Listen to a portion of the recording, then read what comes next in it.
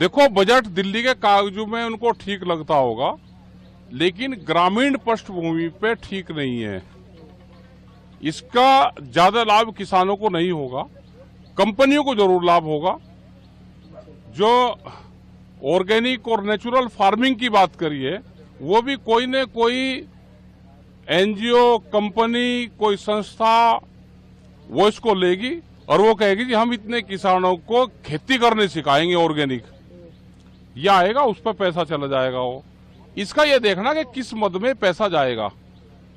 Direct किसानों को लाभ देना है तो उसकी फसलों की कीमतें देनी पड़ेगी, उसके लिए प्रावधान करना पड़ेगा। आप उसको पानी फ्री दे दो तो सीधा लाभ किसानों को मिलेगा। आप उसको सस्ता फर्टिलाइजर दे दो, दवाइयां दे दो। क्या जितने इक्विपमेंट एग्रीकल्चर में लगते हैं उस पर जीएसटी नहीं है? आप उसको फ्री कर दो तो इक्विपमेंट कुछ सस्ते हो जाएंगे। तो ये सारी चीजें हैं। आप सोलार पे दो, आप बिजली पे आप दो। एग्रीकल्चर ग्रामीण, उसमें पूरा जो अगर भूमिहीन किसान है वो भी एग्रीकल्चर में ही आता है। आपने उसके लिए क्या सुविधा करी? जो दूध उत्पादन करने वाले किसान, हमारी महिलाएं, माताएं हैं, वे भूमिहीन हैं, उनके पास में जमीन भी नहीं है, लेकिन वो दूध का उत्पादन करती है। उसके लिए क्या किया बजट में? 20 रुपए किलो दूध के रेट कम हो गए एक साल में। सबसे ज्यादा हालत तो उनकी खराब है। जो कारखानों में काम करते हैं लेबर, उसका क्या करा? आपने हेल्थ पे क्या किया? ग्रामीण हेल्थ पे कोई योजनाएं हैं? एजुकेशन आप उनको फ्री दे दो, उन पर काम करना चाहिए। एजुकेशन जो दिल्ली की एजुकेशन है, आप वो करो ना गांव में भी। वित्त मंत्री सीतारमण जी कहेंगे नेचुरल फार्मिंग को बढ़ावा दिया जाए ग्राम पंचायत, अगर योजना लागू करना चाहेंगे तो बढ़ावा मैं बता दो कि कोई न कोई एनजीओ, कंपनी आएगी, वो पैसे लेगी, वो कहेगी कि मैं नेचुरल फार्मिंग किसानों को सिखाऊंगी। वे 100 किसानों को बुलवाएंगे, उनका बजट लेंगे, उनको बताएंगे कि आप इसमें गोबर की खाद गेरो, ये गेरो। ये तो किसान कर ही रहा। आप उसकी अलग से मार्केटिंग आप अगर दे दोगे, उसकी अलग मार्केट दे दो उसकी, तो किसान तो नेचुरल फार्मिंग कुछ किसान कर रहे हैं।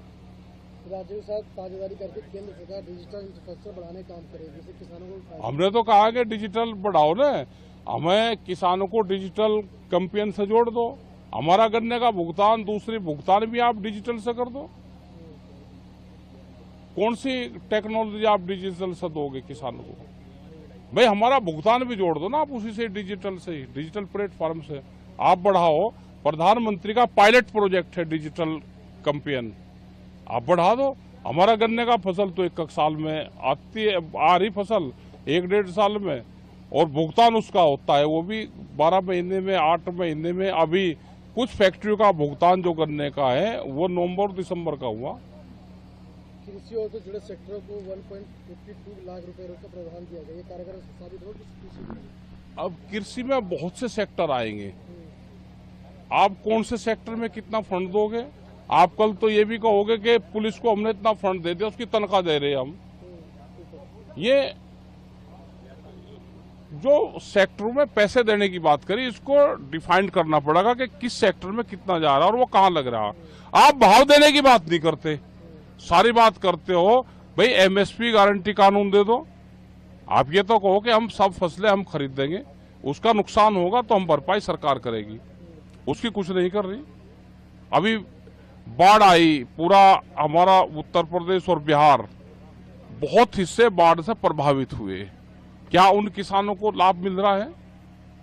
नुकसान की कोई भरपाई हो रही है? वो नहीं हो पा रही है। सरकार 32 फसलों के लिए 109 किस्में की लॉन्च करेगी। नई किस्में लेकर आ रही, जिस तरह से क्लाइमेट चेंज हो रहा है वो उनका ठीक है कि उस तरह की फसलें सरकारें लेकर आ रही है, लेकिन उसमें जेनेटिकली मॉडिफाइड सीड नहीं होनी चाहिए, जीएम सीड उसमें नहीं होने चाहिए।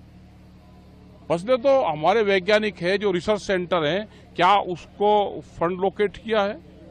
उस पर कितना फंड जाएगा? उसके धीरे धीरे फंड काट रहे हैं ये सारे। क्या बाहर से किस्म लेके यहाँ पे आएंगे? क्या वे हार्मफुल तो नहीं है?